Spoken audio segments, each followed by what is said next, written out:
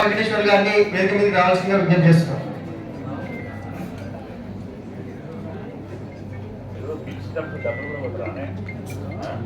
డబ్బులు లేదు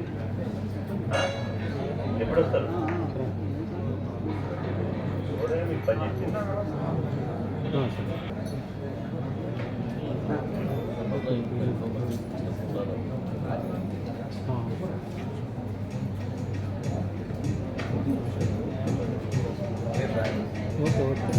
పాపనూరు ఫోటో మీద దిగుతారు కదా అప్పుడే నేను మాట్లాడుతున్నాను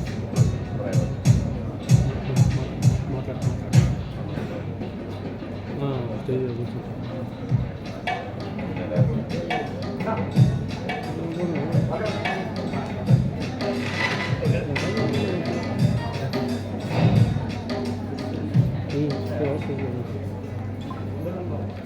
బీసీ మహిళా సంఘం రాష్ట్ర ఉపాధ్యక్షురాలు స్వర్ణగౌడ్ గారిని వేదిక మీద రావాల్సిందిగా కోరుతున్నాను. అదేవిధంగా రాష్ట్ర కార్యదర్శి సమతా యాదవ్, బీసీ యువజన సంఘం రాష్ట్ర నాయకులు గూడూరు భాస్కర్, అదేవిధంగా బీసీ మహిళా సంఘం రాష్ట్ర నాయకురాలు సంధ్య, శ్యామల, సుజాత వేదిక మీద రావాల్సిన కోరుతున్నాను. నర్సంపేట బీసీ సంక్షేమ సంఘం నియోజకవర్గ ఇన్ఛార్జ్ డ్యాగల శ్రీనివాస్ గారు, డ్యాగల శ్రీనివాస్ ముద్రాజు గారు వేదిక మీద రావాల్సిన కోరుతున్నాను.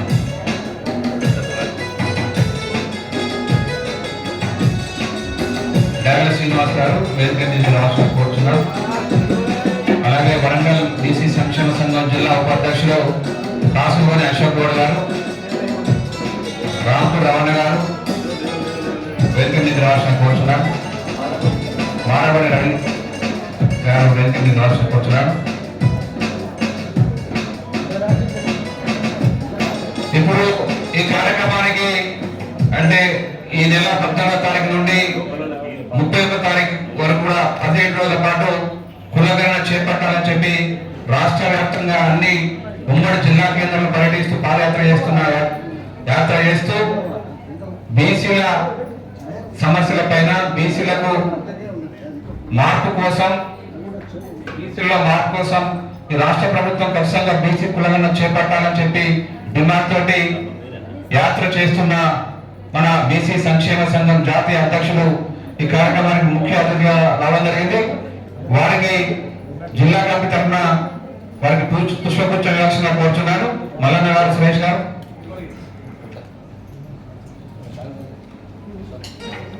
అదే షామయ్య అదే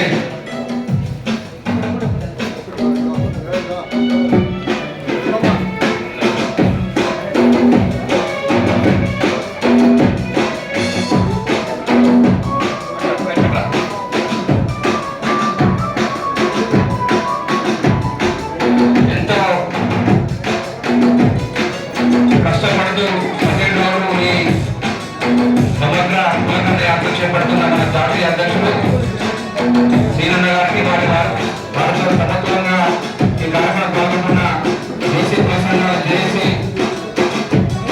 అధ్యక్షులు సున్నకు అందించాలి. మరి మిగతా మిత్రులందరూ కూడా పేరు ధన్యవాదాలు చెప్తూ ఈ కార్యక్రమాన్ని ఇప్పుడు ప్రారంభిస్తున్నాం. అందరూ కూర్చున్నారు. ఈరోజు అనేక ఉద్యమాలు నడుస్తున్న క్రమంలో మరి బీసీలకు మన రాష్ట్రంలో మన దేశంలో బీసీల కోసం నేను పనిచేస్తాను, బీసీలకు న్యాయమైన డిమాండ్లపై నేను ఉద్యమిస్తానని చెప్తూ ప్రజెంట్ ఇప్పుడు బీసీల కులగణనే ప్రధాన ఎజెండాగా బీసీలకు జరుగుతున్న అన్యాయానికి గురికావడానికి కారణం కేవలం జనాభా తమాషా ప్రకారం రిజర్వేషన్ లేని కారణంగా బీసీలు అనేక రంగాల్లో నష్టపోతున్నారు. కాబట్టి బీసీల కులగణన చేపట్టాలి. వారి జనాభా ప్రాతిపదికన విద్యా, ఉద్యోగ, రాజకీయ రంగాల్లో రిజర్వేషన్ ఇవ్వాలనే సంకల్పంతో ఈరోజు రాష్ట్ర వ్యాప్తంగా అన్ని జిల్లా కేంద్రాల్లో సమగ్ర కులగణన సర్వే యాత్ర చేస్తున్న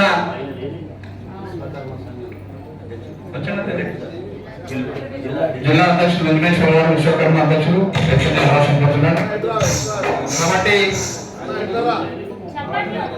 ఈరోజు మరి కాంగ్రెస్ ప్రభుత్వం మేము అధికారంలోకి వస్తే మేము అధికారంలో వస్తే దేశంలో కానీ రాష్ట్రంలో కానీ బీసీ కులాల లెక్కలు తేల్చి వారి జనాభా ప్రాతిపదికన వాళ్ళకి రిజర్వేషన్ ఇస్తామని చెప్పి రాహుల్ గాంధీ ప్రకటన జరిగింది. అలాగే మన రాష్ట్రంలో కూడా ఎన్నికల ముందు కామారెడ్డిలో బీసీ డిక్లరేషన్ పేరిట మేము ఖచ్చితంగా అధికారంలో వస్తే రాష్ట్రంలో 6 నెలల్లో బీసీ కులగణన చేపట్టి 42% రిజర్వేషన్స్ స్థానిక సంస్థలకు రిజర్వేషన్ ఇస్తామని చెప్పిన రాహుల్ గాంధీ అయితే రేవంత్ రెడ్డి అయితే ఖచ్చితంగా ఈ డిమాండ్ నెరవేర్చాలని మేము కోరుతున్నాం. బీసీ సంఘాల తరఫున ఈ న్యాయమైన డిమాండ్ను తక్షణమే సాధించాలని కూటంలో ఈ బాధ్యతలు చేపడుతున్న ఇక్కడ ఉన్న రాష్ట్ర కమిటీ బాధ్యులందరూ కూడా వరంగల్ బీసీ సంక్షేమ సంఘం ఉమ్మడి జిల్లా తరఫున పేరు పేరున ప్రత్యేక ధన్యవాదాలు తెలుపుతున్నాం. గ్రామ సంఘం